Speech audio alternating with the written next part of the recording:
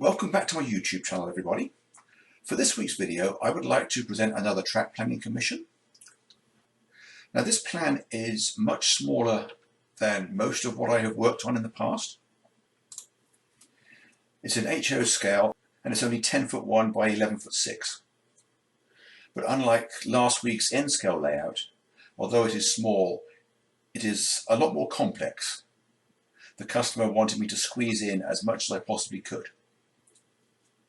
Now here is his shed drawn out to scale, and he had already built benchwork around the four walls, which is why I've drawn it in. Now, although the existing benchwork isn't necessarily set in stone, and I can change the shape of it if I need to, he said he would like to stick to it as much as possible. Now, unlike any of my previous designs, this one represents German practice, and he is using mostly sectional track and turnouts.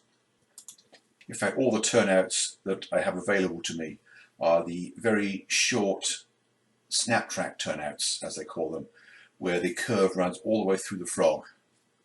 So as a result, I've tried to avoid reverse curves as much as possible, ensuring that most crossovers use one turnout of each hand to avoid that S-bend.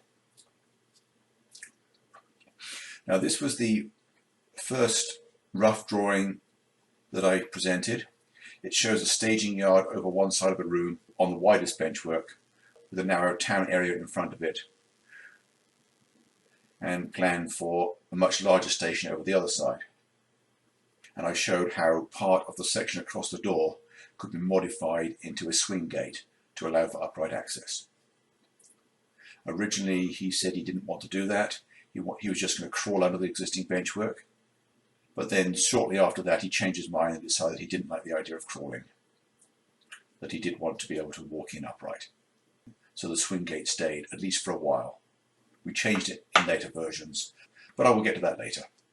Now, when I sent him the first idea sketch, he wanted to cut back on the number of staging tracks to allow for a wider branch line terminus in front of it. And he wanted me to squeeze in the biggest station I possibly could in this area, while still keeping a scenic section with bridges over a river. So this is what I came back with. As you can see, the staging yard has been reduced to 6 tracks per his request, but the tracks are now somewhat longer. As with fewer turnouts at each end, it is possible to put them further around the end curves without sacrificing any additional space. So it's possible to put 2 short trains or 1 long train on each track. Here is the makings of his main station just taking shape. Again, avoiding reverse curves as much as possible. Notice how the crossovers use 1 curve of each hand to avoid that. It was not possible for the outer crossovers. Here I've used a pair of double slips, 1 at each end, but that is the only crossover that does have the reverse curve on it. And unless he wants to use one of the 2 inner platforms for a train running on the outer loop, then that particular slip route isn't going to be used. It's just the other side that will be used to get into the goods avoiding lines. But unfortunately, the brand of turnout that he wanted me to use does not offer a single slip, only a double slip. Now, he wanted some engine servicing facilities, and I showed that in the corner, in addition to a goods yard and an industry location. Now, at this point, the branch line is a freight-only operation. That was later changed. If we looked at the next iteration of the design, we can see that I have completely reorganized this junction along the south wall to allow passenger trains to now use the branch line.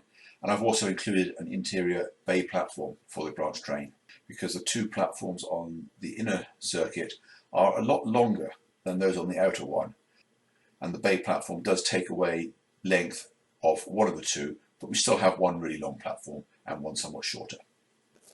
So he'll just have to think ahead as to which platform to use for which train.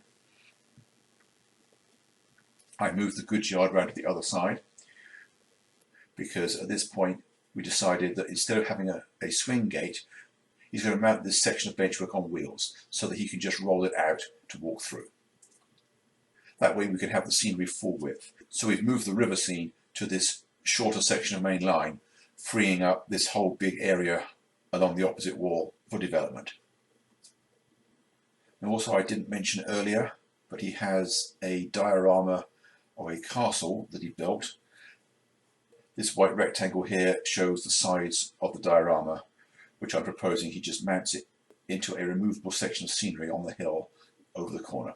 He wasn't sure whether he was going to have room for it, but he was always hopeful.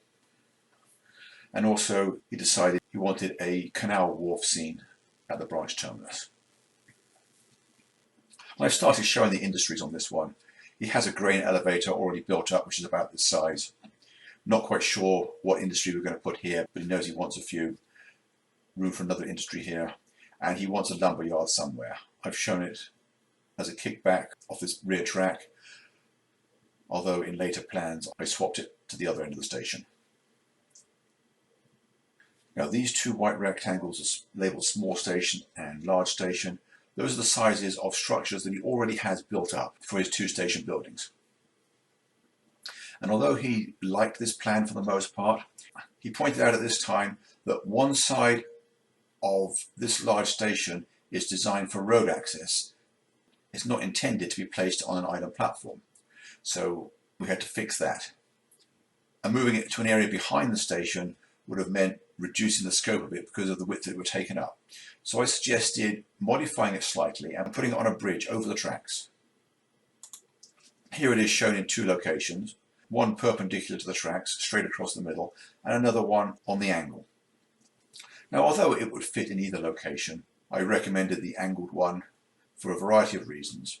Firstly, it's more interesting than having it at 90 degrees. Secondly, it hides the sharp curve at the end of the platform, which was never going to look particularly great. And not only that, but if you notice, this road position doesn't cover any turnouts, whereas on the other version, two of the turnouts into the industrial area are hidden under the bridge. So moving it onto the diagonal improves that situation as well. The track in this version has stayed pretty much the same, although I have slightly lengthened the bay platform for the branch line and added in a crossover so that if he wants to run locomotive haul trains down the branch, he has the option of running around them. Anyway, with the other adjustments that were made, the customer decided he did like this plan and instructed me to continue filling in the details. So here is the final plan. It's not a plan that I particularly like for my own purposes. It's just very cramped, but then that was the nature of the space that was available. It was always going to involve the sharp radius turnouts and the tight sectional curves. Most of the curves are, I think, 21.5 inches radius, which, although not as bad as some brands of commercial track, still a lot sharper than I feel comfortable recommending for the passenger trains he wants to run. Although in his case, everything is designed to run on those curves. So mechanically it's not a problem, it's just the appearance that suffers. Anyway, I showed the wooded hillside in this corner in a little more detail. I eventually angled the castle diorama. Firstly, it makes it a lot more interesting, and secondly, it means that the lift out is directly above all four of the hidden turnouts, making it a lot easier to access them if necessary.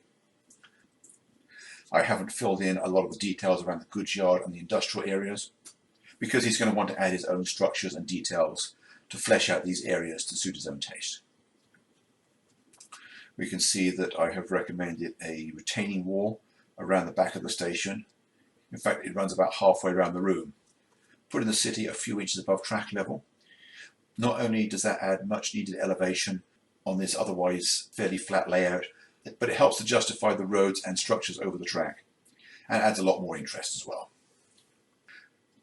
And when I was filling in this corner, I realized that I didn't need to allow quite so much space for the city behind the engine service area, and there was room for a couple more tracks. I remember he said early on that he had a lot of locomotives, so I know he's very happy about getting an extra couple of spurs in this corner. And although I've shown a 2-track engine shed, I am aware that it would most likely not be there in such a small servicing area, but it's a model and most people tend to like engine sheds, so I've included it. I've also put in a few small structures, a small coaling platform, sand storage, a maintenance or utility shed, and an offset water tower. Water will be supplied to the locomotives via a series of cranes in strategic locations between the tracks. And I guess one other thing to notice on this plan is that the backdrop is not in front of the staging yard. It runs around the walls behind the staging yard. That way, by sitting on a stool to operate, the staging yard is hidden because these structures behind it will overlap with the backdrop and you won't see anything running on the hidden trackage. But by standing up and leaning over slightly, you can still view the trains in here and access them easily. Whereas if the backdrop was placed in front of the staging yard, it would always be an access nightmare. And then I drew one more drawing which I sent the customer. It is the same view but with the rolling section moved out into the corner of the operating space. So by just rolling it all the way forward, there's plenty of room to walk around it and then push it back into situ for operation. And by running the wire from the front corner of the fixed portion of the benchwork to the back corner of the moving section, it can just flow loosely and the run is about the same length whether it's fully out or fully home. It will just dangle briefly when the rolling section is being moved. And you'll notice that I have curved the fascia in these two corners where it's necessary for the track alignments, but I've left it square in these two. Well, firstly, the corner with the rolling section, it wouldn't have worked very well anyway. And I also felt that curving it in this corner, although it might have been a visual improvement, would probably have been a bad idea because every time you move the rolling section out, it would have hit it in the same place, eventually marking up and probably buckling the corner. So I think all things considered, leaving these two corners square while rounding off the other two is probably the best way to go. And that really is about all I can think of to report on this project. I know that's two in a row where they've been a lot shorter than normal, but that's just the nature of the designs that I've been given. I promise you that the next couple of designs will be more involved. So I'm just going to sign off here. Hope you enjoyed the video. Have a great day, and I'll see you again next week. Thanks for watching, and bye for now.